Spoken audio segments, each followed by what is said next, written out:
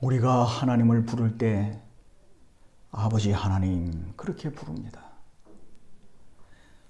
우리가 어떻게 창조주 하나님을 향하여 아버지라 부를 수 있게 되었습니까? 우리는 양자의 영을 받았기 때문입니다. 그러면 양자의 영을 받기 전에는 어떤 일들이 있었을까요? 오늘 우리들에게 주시는 이 말씀에서 무서워하는 종의 영에 대해서 말씀하고 있습니다. 종의 영은 언제나 양자의 영을 받기 전에 일어나는 현상입니다. 다시라고 하는 이 말씀이 그것을 가르쳐 줍니다. 이 무서워하는 종의 영은 성령께서 역사함으로 일어나는 현상입니다. 이것은 우리를 구원으로 인도하시는 성령의 제1차적인 사역입니다. 그리스도인들과 불신자의 차이가 무엇입니까? 불신자들은 다시 무서워하는 종의 영에 대해서 알지 못합니다. 일시적으로만 압니다. 무서운 연극이나 영화를 볼 때 혹은 지옥에 대해서 말을 들을 때 그들에게 일시적으로 나타납니다. 어떤 강력한 충동에 의해서 그들은 두려워합니다. 그러나 그것은 무서워하는 종의 영이 아닙니다. 무서워하는 종의 영은 진정한 죄의식을 포함합니다. 하나님의 거룩함을 두려워합니다. 이것은 내적 부패를 의식함으로 일어나는 두려움입니다. 이러한 두려워하는 종의 영을 진정으로 알았던 사람만이 성령의 깨우침을 받게 됩니다. 여기에 주의해야 할 일이 있는데 여기에 마귀가 개입합니다. 마귀는 사람에게 접근을 하여서 양자의 영을 받지 않았음에도 불구하고 마치 양자의 영을 가지고 있는 것처럼 속입니다. 그렇게 함으로 마귀는 언제나 우리가 안일과 행복을 느끼게 만듭니다. 육신적인 평안에 우리를 빠뜨리려고 합니다. 육신적인 평안은 우리가 더 이상 구원에 대해서 염려할 필요가 없다는 것을 의미합니다. 우리가 무슨 짓을 하든 구원은 이미 받아 놓았다고 생각하게 만듭니다. 그러하기 때문에 우리가 신앙생활할 때 영들을 시험하는 것이 여러분 중요합니다. 모든 영이 하나님으로부터 온 것이 아니기 때문입니다. 마귀는 많은 사람들을 미혹시켜서 자기들이 마치 구원받은 백성이요 그리스도인이요 하나님의 자녀라는 확신을 갖게끔 만듭니다. 그러므로 성령과 마귀의 영을 분별하는 것은 중요합니다. 여기서 무서워하는 종의 영이 시금석이 됩니다. 만약 무서워하는 종의 영을 알지 못한다면 그 사람은 양자의 영에 대해서도 알지 못하는 사람입니다. 위대한 청교도 가운데 한 사람인 존 프리스턴이라고 하는 사람은 여기에 대해서 정확하게 이야기를 하고 있습니다. 만일 종의 영을 가진 적이 없다면 분명히 그 사람은 양자의 영도 받지 못한 것이 틀림없다. 왜냐하면 사도 바울은 그것이 모든 그리스도인들에게 공통되는 조건이라고 말하고 있기 때문이다.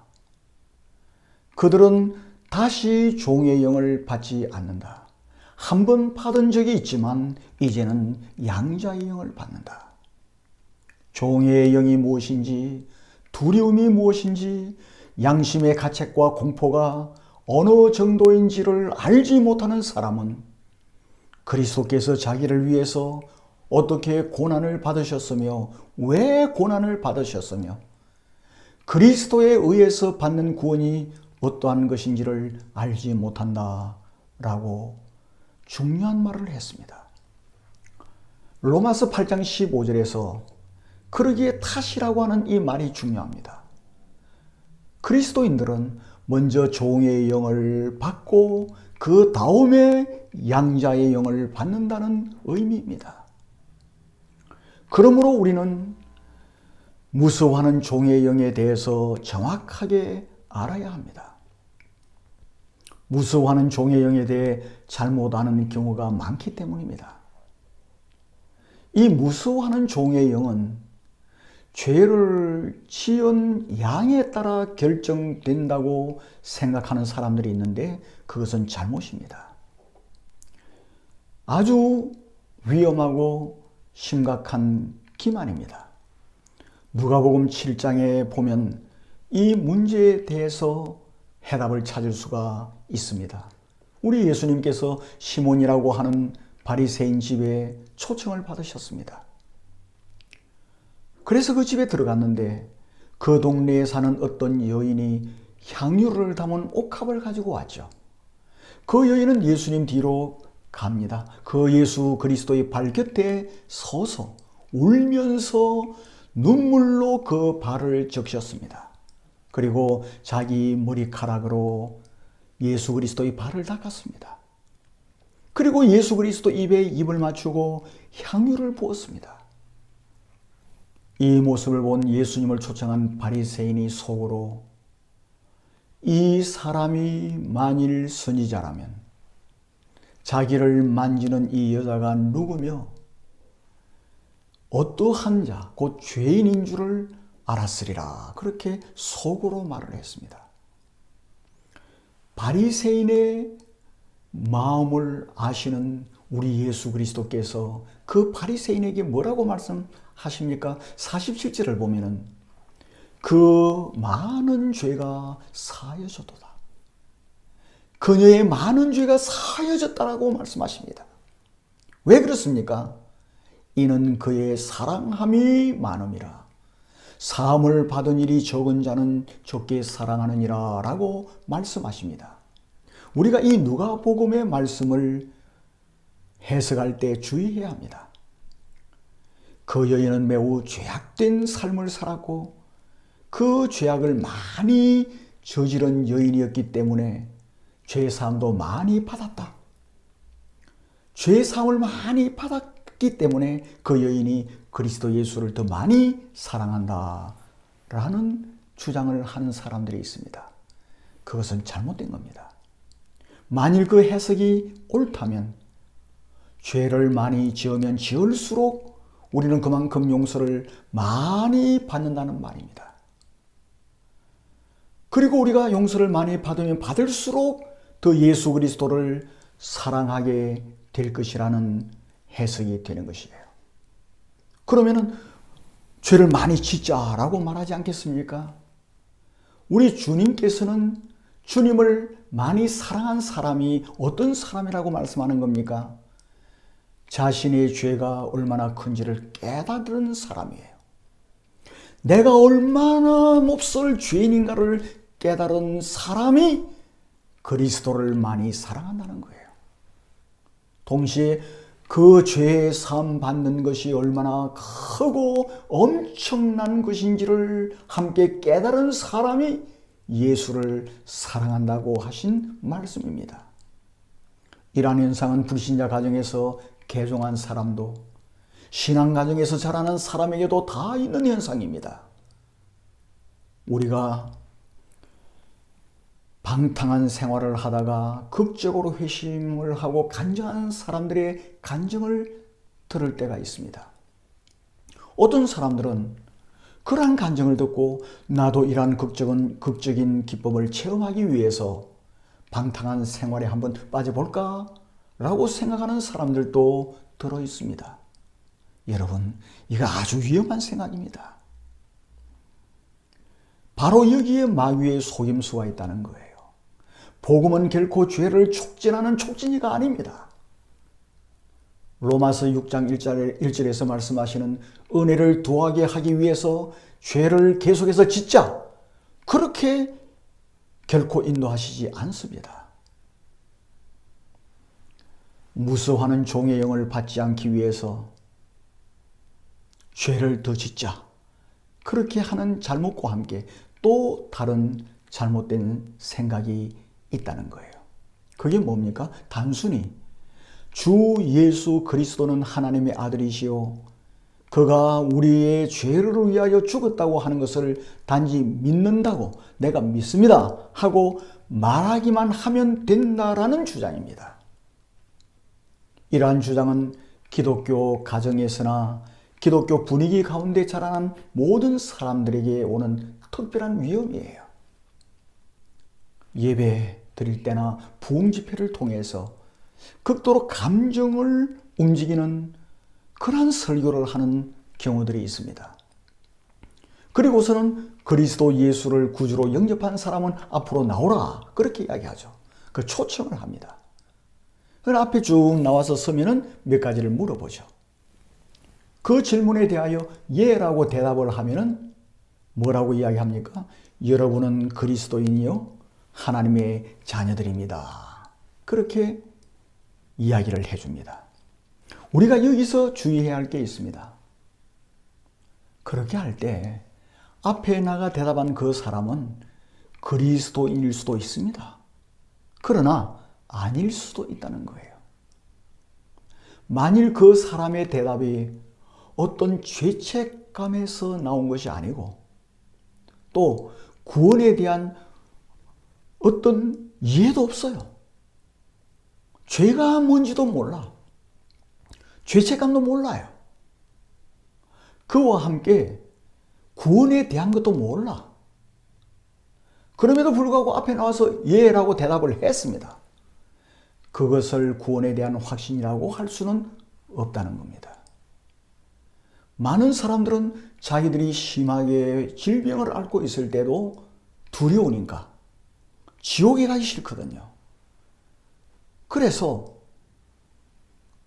자기를 찾아온 사람 중에 어떤 그리스도인이 예수를 믿는다고 말하기만 하면 지옥 가지 않습니다.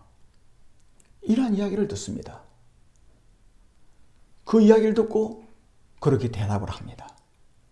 그리고 자기는 확신하는 거예요.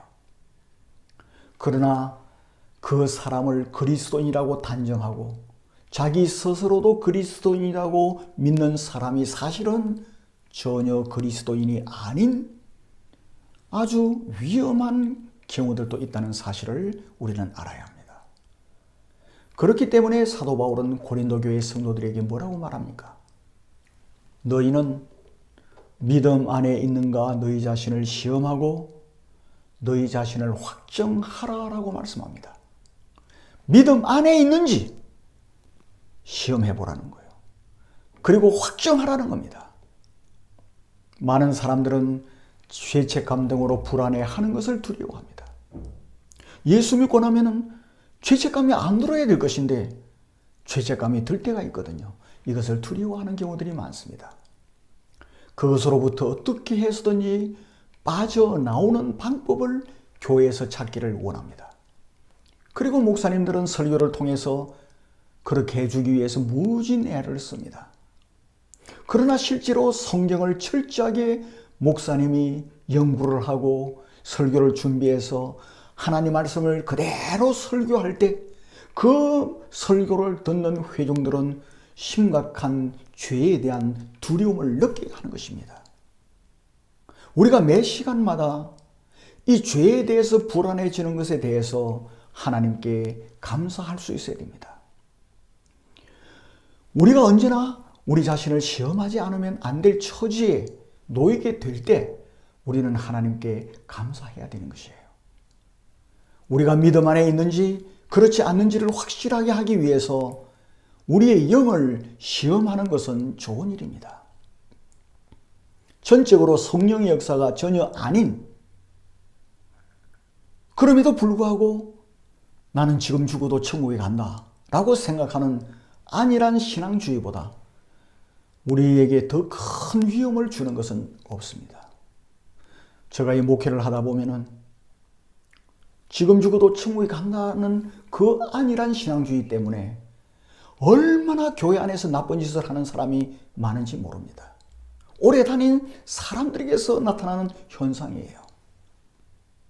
그래서 무서워하는 종의 영에 대해서 반드시 알아야 할 중요한 것이 있습니다. 진리의 영이요 성결의 영이신 성령님께서는 언제나 죄의식과 죄책감이 일어나게 한다는 사실입니다. 성령은 이 세상에 바로 그런 목적을 위해서 보내심을 받았습니다. 성령께서 하시는 일은 우리에게 하나님을 밝혀 보여주시는 것입니다. 성령님은 우리에게 하나님은 어떤 분이신지를 열어서 알게 하십니다. 하나님의 거룩성을 보여주시고 동시에 율법 속에 나타나 있는 영성도 알게 하십니다. 그렇게 함으로써 성령님은 우리의 모습을 우리들에게 노출시켜 주는 거예요. 내 자신에 대해서 알게 해주시는 것입니다.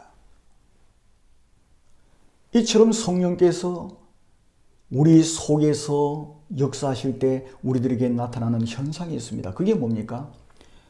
나는 불의합니다. 그러나 주님은 의롭고 거룩하십니다. 나는 죄와 더러움으로 가득 찼습니다. 하지만 주님은 진리와 은혜로 충만하십니다. 이 사실을 고백하게 하는 겁니다. 이러한 현상은 매우 중요하고 필연적으로 일어나는 현상입니다. 성령께서 언제나 이 일을 하십니다. 성령님은 우리에게 주 예수 그리스도가 하나님의 아들이시요 구세주이심을 밝혀주십니다. 왜 우리가 구세주를 필요로 합니까? 하나님의 거룩성 때문입니다. 또한 우리 자신의 죄와 불안함 때문에 예수 그리스도를 필요로 하는 것입니다. 그러므로 죄를 깨닫게 하실 때 성령께서 필연적으로 우리들에게 하시는 일이 있습니다. 그게 뭐죠? 종의 영과 두려움의 영이 우리들에게서 일어나게 하는 거예요. 성령님께서 우리를 하나님께로 인도하실 때는 언제나 예외 없이 이 종과 두려움의 의식을 불러일으키는 거예요. 이러한 현상이 우리들에게 일어날 때 우리는 당황해서는 안 됩니다. 성령님께서 더욱더 하나님께로 우리를 인도하시는 성령 하나님의 손길임을 즉시 우리는 알아차려야 하는 것입니다. 그리고 우리는 즉시 하나님을 향해서 아빠! 하고 하나님을 바라보고 그리고 말씀과 기도를 통해 아버지 하나님을 만나야 하는 것입니다. 그러기에 참된 그리스도인들에게 하나님의 역사가 크면 클수록 어떻게 되는 것이죠? 하나님을 잘 알게 되는 거예요. 그와 동시에 일어나는 현상이 있는데 그게 뭡니까? 나의 죄됨과 나의 무가치함과 나의 철저한 부패에 대해서도 깨닫게 되는 거예요. 모든 성도들이 하나님의 은혜와 주님을 아는 지식이 자라날 때 이러한 현상이 반드시 일어납니다. 이전에는 상상하지도 못했던 엄청난 죄가 내 속에 있음을 깨닫습니다. 주님께 가까이 가면 갈수록 주 예수 그리스도를 더욱더 의지해야 함을 알게 되는 것입니다. 이만하면 됐다라는 생각은 결코 할 수가 없는 거예요. 신앙이 깊어가면 깊어갈수록 어떻습니까? 심각한 내 자신의 무능력과 죄악성을 알게 되는 거예요. 그리고 더욱더 주 예수 그리스도의 필요성을 느끼게 되는 것입니다. 기독교가 하는 일이 뭡니까? 우리가 하나님을 아는 지식과 하나님과 교제로 들어가게 하는 거예요. 목사가 하는 일이 뭡니까? 예수 알게 하는 겁니다. 하나님 알게도록 하는 겁니다. 그래서 하나님의 자녀가 되게 하고 주님과 깊은 교제를 낳게 만들어주는 거예요. 자기 사람 만드는 게 아닙니다. 우리가 하나님을 가까이 하면 할수록 그의 거룩성을 많이 보게 되기 때문입니다. 그만큼 또 우리는 우리 자신의 불완전을 더 많이 알게 되는 것입니다. 내 자신의 무가치함과 죄스러움을 더욱더 알게 되는 거예요. 어떤 때? 주님을 더 깊이 알아갈 때, 주님께 더 가까이 나아갈 때, 성도가 자라면 자라날수록 이러한 현상이 일어나게 된다는 말씀이에요. 그것이 오늘 주신 말씀의 의미입니다. 그래서 놀라운 큰 성령의 역사를 경험했던 사람들에게 공통적으로 일어나는 현상이 무엇이었습니까? 수년 동안 평범한 교인으로 지냈습니다. 그냥 예배드리고 연보하고 봉사하고 이만하면은 하나님의 자녀로서 그래도 내가 해야 하고 있지, 그렇게 생각했습니다. 그런데 성령의 역사가 그 심령 속에 일어나기 시작합니다. 성령의 역사가 일어나요. 그럴 때 그 심령 속에 어떤 경험을 하게 됩니까? 제일 먼저 경험하는 것이 뭡니까? 무섭고 가공할 만한 죄에 대한 체험입니다. 믿을 수조차 없는 엄청난 죄로 인해서 무서워서 어쩔 줄을 몰라 합니다. 과연 내가 이래가지고서 그리스도인인가? 이렇게 깜짝 놀랍니다. 과거에는 자기 속에 이렇게 죄가 있는지를 몰랐어요. 이미 다 끝났다. 예수 믿음으로 다 끝났다. 그렇게 하고 다녔습니다.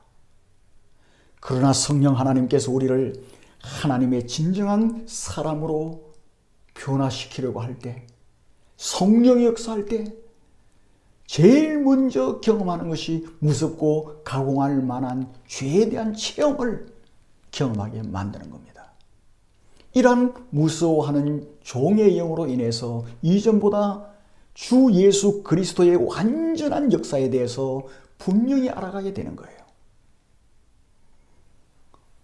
비로소 그때 나는 심각한 죄인이었구나, 내가 생각했던 것보다 훨씬 더 깊고 크다는 것을 알게 되는 거예요. 그와 함께 그리스도 예수의 보혈의 능력, 그 보혈의 효능이 얼마나 놀랍고 큰지를 또한 경험하게 되는 것입니다. 이처럼 성령님의 특별하신 능력에 의해서 우리 심령에 부흥이 일어나는 거예요. 성령께서 그렇게 역사할 때마다 그리스도인들은 하나님의 영광과 하나님의 거룩에 대해서 훨씬 더 크게 깨닫게 되는 것입니다. 우리가 이사야 6장을 보면은 이사야에게 일어났던 현상을 말씀하고 있습니다. 그는 하나님의 사람이었습니다. 특별한 소명을 받고 훈련받은 사람입니다. 그런데 그에게 갑자기 하나님의 영광이 나타났습니다. 환상을 통해서 선지자로서의 자기 직무에 대한 임무를 받게 됩니다. 그때 이사야에게 일어났던 현상이 무엇이었습니까?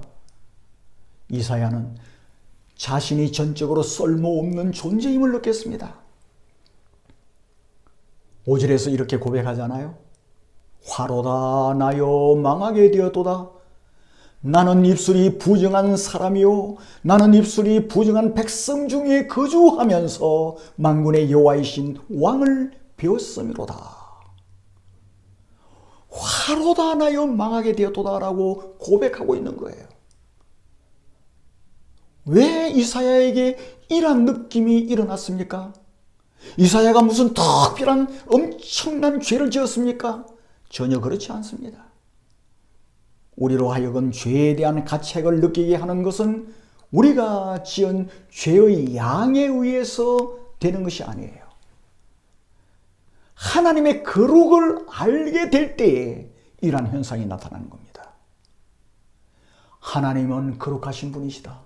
그 하나님과 가까이 갈 때 죄에 대한 가책을 느끼게 되는 겁니다. 왜 그렇죠? 어둠을 밝히는 것은 빛이기 때문입니다. 빛이신 하나님과 가까이 가면 나의 죄성에 대한 가책을 느끼게 되는 거예요. 그러므로 기독교 가정에서 자라나던 사람에게는 무서운 종의 영으로 인한 두려움이 없다고 주장하는 것은 속임수라는 것을 우리는 알아야 합니다. 그리고 그러한 주장은 경계해야 됩니다. 만일 무서워하는 종의 영을 전혀 알지 못한다면 아빠, 아버지라 부르짖게 하는 양자의 영도 알지 못하는 사람이에요. 진리의 영이시요 성결의 영이신 성령께서는 반드시 정죄감, 그리고 이 죄의식, 종의 의식과 무능과 나약함의 의식을 먼저 불러 일으키는 것입니다. 성령님은 죄의 권능을 밝혀주십니다. 궁극적으로 사람으로 하여금 오라 나는 공고한 사람이로다. 누가 나를 이 사망의 몸에서 건져내랴 라고 울부짖게 만드는 것입니다. 성령 하나님께서 죄의 힘이 얼마나 큰지를 밝혀주기 때문입니다. 그러므로 참된 그리스도인들에게는 존 번연에게서 일어났던 그런 현상이 일어납니다. 존 번연이 얼마나 경건한 사람입니까? 그런데 존 번연에게 있었던 일이 18개월 동안 이 두려워하는 종의 영에 무슨 고뇌를 겪었음을 그는 고백하고 있습니다. 당신은 구원받았고 당신은 그리스도인이고 모든 것이 잘 될 겁니다 라고 말해주는 것으로 족하지 않다는 것을 말하고 있는 거예요. 그렇게 말해주며 또 그렇게 말하는 것은 진정한 회심이 아닐 수도 있는 겁니다. 왜냐하면 진정한 회심에는 언제나 내 속에 있는 죄의 무서움을 깨닫는 일이 일어나기 때문이에요. 내가 죄의 노예라고 하는 사실을 깨닫지 못하고 구원받았다. 그것은 진정한 회심이 있는 것이 아니라는 겁니다. 진정한 회심에는 이 죄에 대한 두려움, 그러기에 그리스도 예수를 믿음으로 구원받고 싶은 간절한 소망이 일어나는 것입니다. 그게 진정한 회심이에요. 구원의 확신이 부족하다는 데 대한 염려, 하나님에 대한 사랑에 결핍되어 있다는 근심, 이게 진정한 그리스도인들에게는 일어나는 것입니다. 자연적인 사람, 중생하지 못한 사람은 이러한 생각이 없습니다. 일어나지 않습니다. 왜냐하면 육에 속한 사람은 하나님의 성령의 일을 받지 않았기 때문입니다. 여러분은 어떻습니까? 무서워하는 종의 영으로 고민해 보신 적이 있습니까? 성령 하나님께서는 하나님과 주 예수 그리스도를 우리에게 계시해 주실 때, 그리고 더 가까이 나아가고 우리 신앙이 더욱더 성장하기를 원하실 때 예외 없이 무서워하는 종의 영을 일으키시는 거예요. 그렇게 함으로 우리 자신은 전적으로 무능력한 인간이라는 그 의식을 불러일으키는 것입니다. 만일 우리가 이러한 쓸모없음에 대한 느낌을 갖지 못한다면, 또한 우리가 이러한 절망감을 알지 못한다면, 우리 속에 있는 죄에 대한 어떤 의식을 갖지 못한다면 어떻게 우리가 주님을 필요로 하겠습니까? 그런 의식이 없는데 왜 주님을 찾을 필요가 뭐가 있습니까? 하나님의 참된 지식을 가졌다고 말할 수 없습니다. 그래서 두려움의 영이 일어나는 것은 우리가 하나님의 자녀이기 때문입니다. 그리고 하나님을 아는 지식이 있기 때문이에요. 여러분, 하나님을 추구하고 하나님을 아는 지식을 계속해서 추구하십시오. 그 밖에 모든 것은 배설물로 여기십시오. 하나님에 대하여 안다는 것은 우리 속에 죄의 깊이에 대해서 안다는 것을 의미하는 것입니다. 인간에게 절대적으로, 그리고 가장 시급히 필요한 것은 그리스도 예수의 십자가의 죽으심과 부활이라는 것을 깨닫게 된 것을 의미하고 있는 것입니다. 우리들에게 필요한 것 많이 있는 것 같죠? 그러나 정말 필요한 게 뭡니까? 예수 그리스도의 십자가의 죽으심과 부활입니다. 하나님이 나의 아버지가 되신다는 사실이에요. 무서워하는 마음이 일어날 때, 나의 믿음이 이래도 되겠는가 하는 두려움이 일어날 때, 그것은 우리에게 임하신 주님의 사랑의 손길이라는 것을 여러분 아시기 바랍니다.